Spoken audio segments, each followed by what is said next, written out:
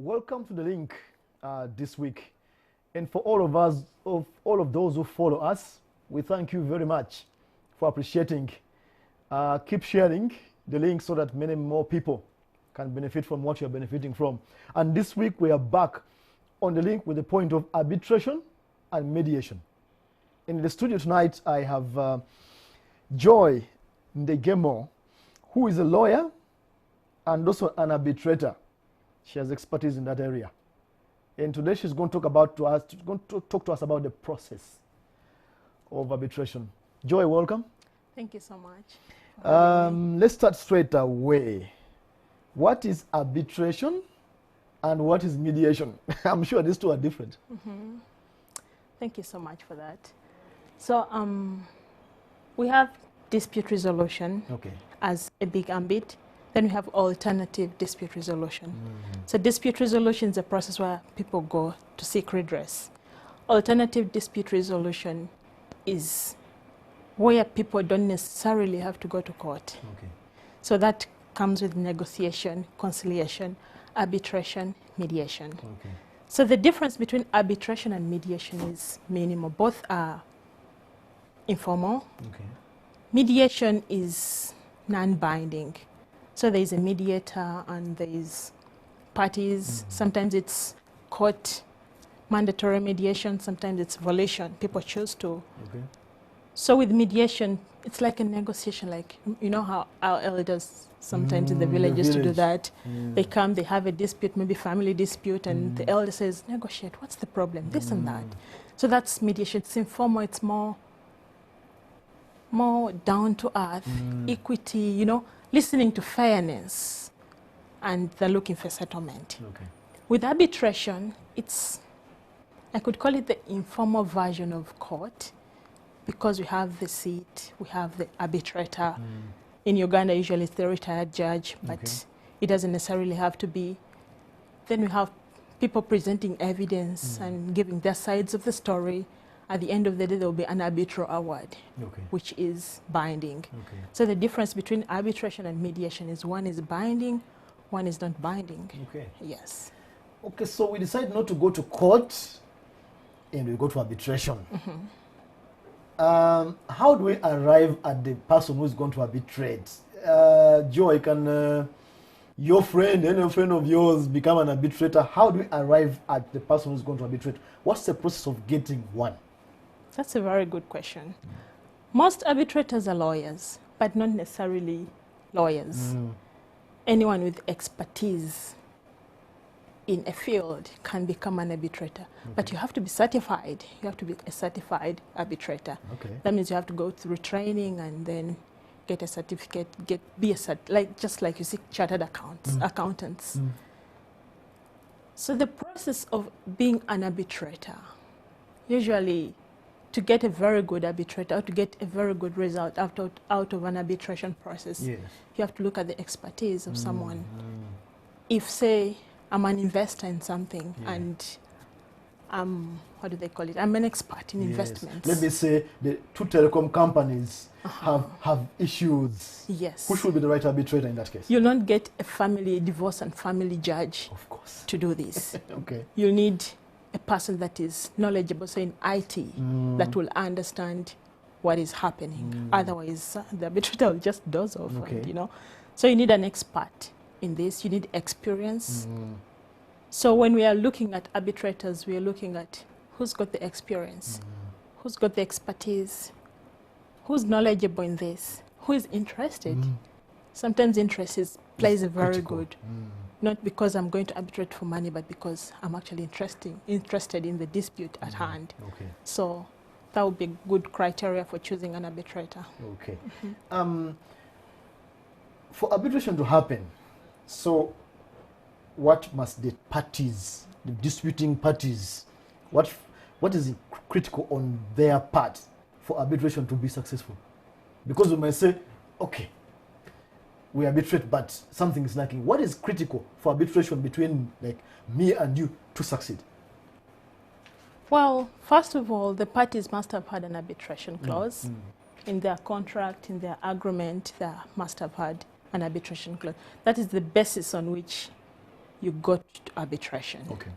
But for an arbitration to be successful, whether you've lost or won, for you to appreciate the process, you must take time to know who your arbitrator is. Don't just hear about them. Do some research on this arbitrator and how he arbitrates and everything. But the beauty about arbitration, as opposed to court, is you get to choose who your arbitrator is and what's going to happen. So research your arbitrator. Who are you having to give you a final, because arbitral awards are binding. So that I don't have contempt for him as the arbitrator and I'm thinking, yes. So that you're not biased, you're not contemptuous. Is he neutral enough? Is he, what's this? Is he professional enough? But apart from choosing your arbitrator, you have to be organized yourself. Yes. Don't play hide and seek. Don't wait for the arbitrator to look for what the clause you heed, you know. Put cards on the table. Exactly. Say, you know what, this is what's going to help me. This is what happened. You can even chronologically, you can even color code your, you know, you like blue, this is the evidence. This is what. Even when you're asking for fees, give us a criteria which you arrived to that fee. Okay. Don't guess. Don't, you know, don't assume everybody knows how much you suffered in damages. Okay. So if you're organized and you have a right arbitrator, you'll have a successful arbitration. When we go to court, we hire lawyers. So for arbitration, if I'm going to take it up, how much do I pay? Is it for free? You need the frame of mind. Well, usually there is a saying that free things are expensive. Okay. So I don't think you'll get the satisfaction if you don't get your money's worth. If something is free or cheap, it's probably not going to be satisfactory for you. So usually there are expenses that go in this. They may not be as expensive as court. As court, yes, and that's why we go to arbitration. Yes, but they will be timely. The beauty about arbitration is it's timely, but it also comes with a small fee, like facilitation.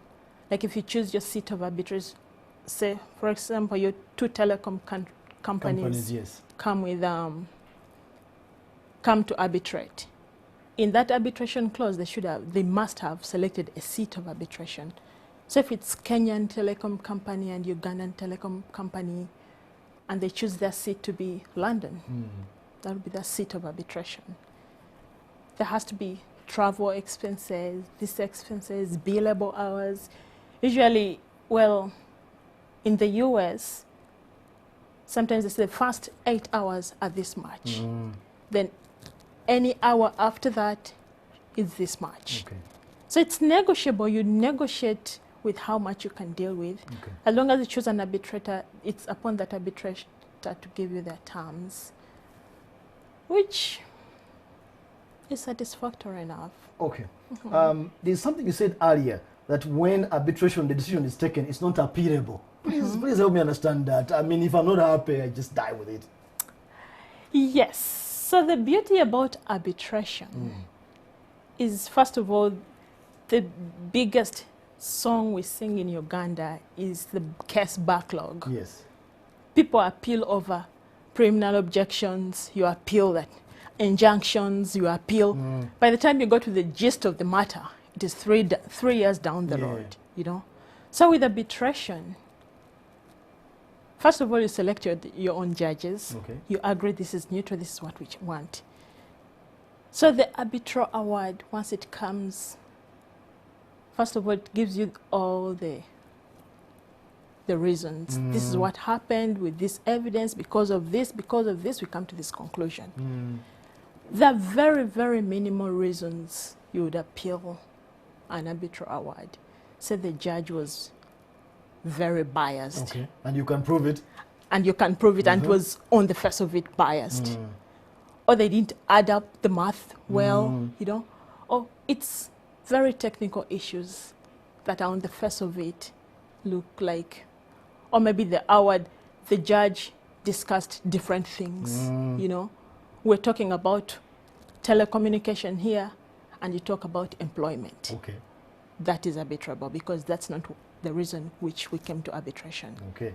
Yeah. Joy, I see that my time is run out. Viewers, today Joy has been explaining the process in case you decide to go to arbitration, the things that you need to know. If you miss this conversation or you want to go back to it, after it airs, you can find it on our YouTube channel, NTV Uganda, youtube.com/NTV Uganda, and search for the link. Here we continue giving you information that you can use to make business decisions, the wise ones. Thank you for joining us.